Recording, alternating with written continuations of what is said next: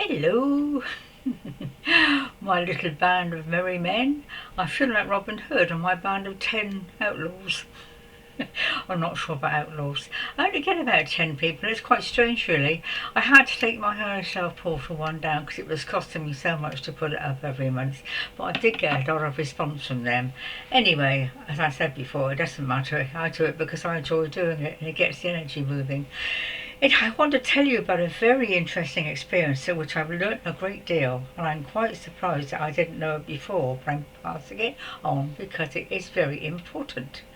Now, all of my life I've been abused. In lots and lots of ways I've met abusers left, right and centre, and there is a reason which I won't go into, probably past life as well, I don't know. And I haven't really got the message. Until quite recently. Well, I got the message, but I didn't know why. I married an abuser, and I've had abusers as lovers. My daughter was a bit of an abuser, and on it goes. So anyway, as you know, I'm very lonely. I don't have anyone to talk to, no family or friends. There's a reason for that as well. So I sit here quite complacent, really. I mean, doing my own thing. And I've just been lately saying, for goodness sake, send me someone to talk to. It's all I want is someone to talk to. I don't want much else. There are things, but the basic thing is communication for me. As you can see, I'm a communicator. And I spend days, sometimes I have been a couple of weeks without speaking to anyone. If I don't go out shopping and speak to the girl at the till, I don't talk to anyone. And of course, it's very brief. It's not exchanging feelings, it's not a sharing, it's a very basic down to earth da da da da. And I said, look, for goodness sake, send me someone to talk to. Well, as you know from my last video, I met this chap who lives up the road, who's in his 80s, he's married and da da da da. And I used to quite like talking to him. He walked past the bungalow, we had a little chat every now and then, and we had an upset because he thought I was shutting him up, and it's all got very out of hand. And the other day, it was 4 o'clock in the morning, and I thought I saw his car drive past, and I went out of my front door at the same time, which I think is very odd. And I think he stopped, but I wasn't completely sure it was him, so I didn't go chasing out after him after what he'd said. I thought I'd better leave it. So of course I think he's got the wrong impression. And the other day when I came across him, went out the front door to talk, he yelled at me, I haven't got time for you, and stormed off, turned his back on me and stormed off.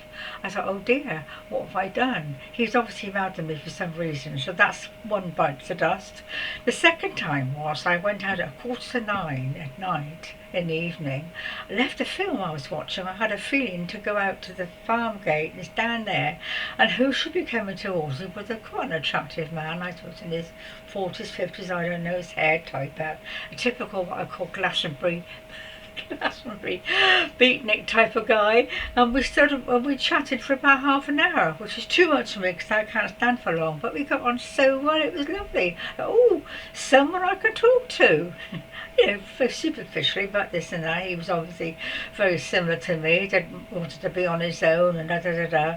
And the following morning he turned up at my door with a bag of blackberries, which are very early. Picked these blackberries, said, do you want to come in for a cup of tea? Oh, I thought, this is lovely. Someone to have a chat to. I can't say I fancied him per se, but he was just a nice chap, And he came in and sat there, had a cup of tea, and I still don't know why I said it, but it was just he was chatting.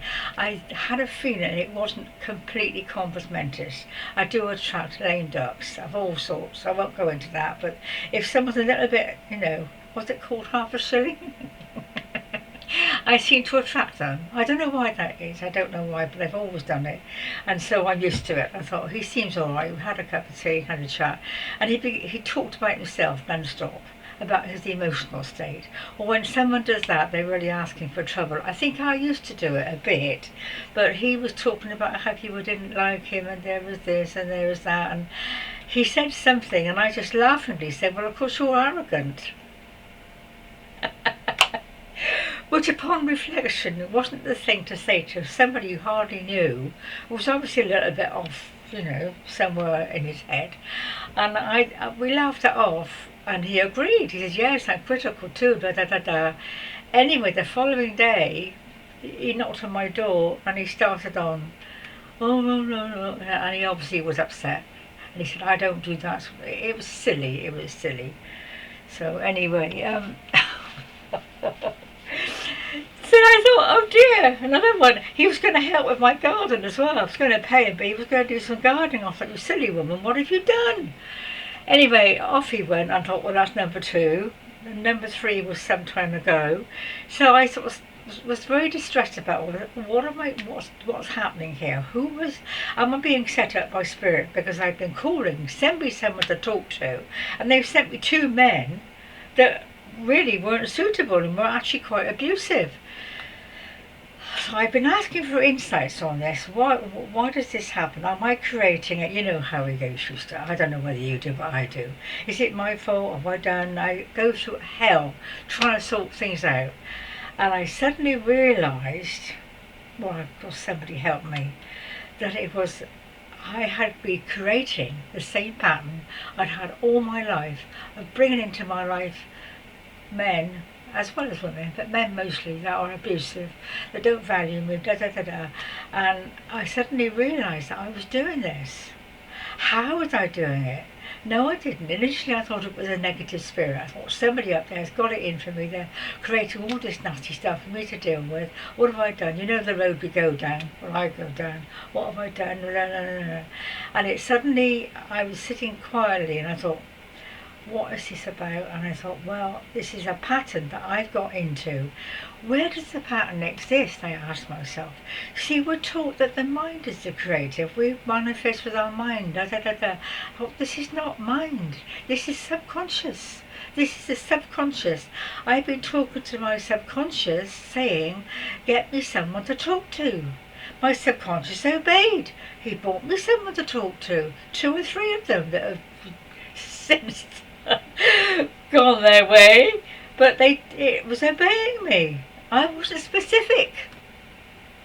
And this is the whole object of the exercise. You have to be specific. I should have said, bring me someone to talk to who's conscious, who's kind, who's loving, who's honest.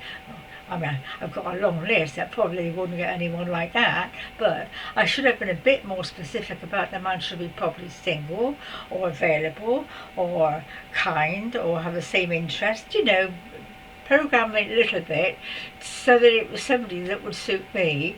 I don't necessarily need marriage or relationships or even sexual, just someone to talk to. But of course my unconscious didn't get the message because I didn't specify the kind of person I wanted to talk to. So all it could find was these available men who were off their heads. So it was such a revelation to me. As I always thought we created things with our minds, but it seems like it's, I suppose, the unconscious pattern. When you want something, you're tuning into the unconscious part, which is in the solar plexus apparently. It's not the mind at all. The mind can overcome it, but the actual desire and the request and all that looking after stuff is in the subconscious. It's very powerful, and it does look after us. It gives us what we want, but unless we're specific. So anyway, it was good to know that, because I've often wondered why this happens. I've always blamed a negative spirit or something else, you know, and I thought, no, this is my subconscious. I've set this pattern up for many lifetimes, probably, I don't know when. But the point is now it's got to go. Let's create something fresh and lovely. So I said, right, this is what I want. And lo and behold, the following day, and I'm not saying they're perfect, but 3 different men, I met one of the market scribes who sat on the seat with and chatted to for about 10 minutes, quarter of an hour. Really nice man. Another man smiled at me as he was coming towards me. I thought, my gosh, that's a lovely smile. And the third one was somebody, I can't remember now, but I've had 2 or 3 really positive responses to having a little chat. Now, isn't that lovely? And that's within a day.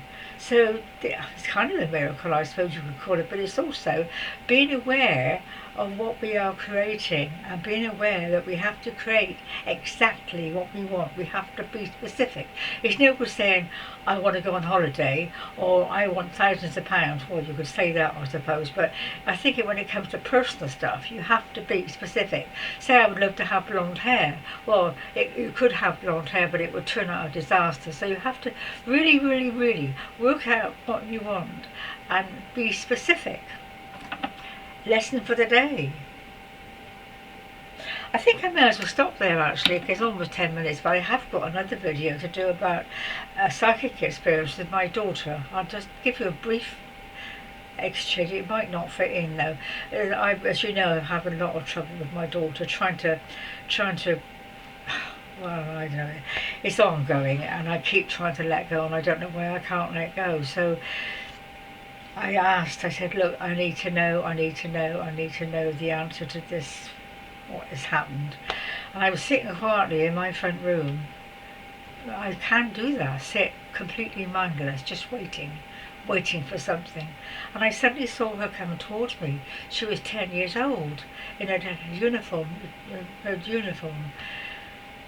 It was so strange. She was, I knew she was about 10 years old in a uniform. And she said, why did you leave Dad? And we had this little chat, and I gave her my version and what I felt, and it was like a little exchange. And then after about 5 or 10 minutes, she just turned her back on me and walked away. Now that's sad. I really thought she might have been a bit more like, pleased to see you, Mum.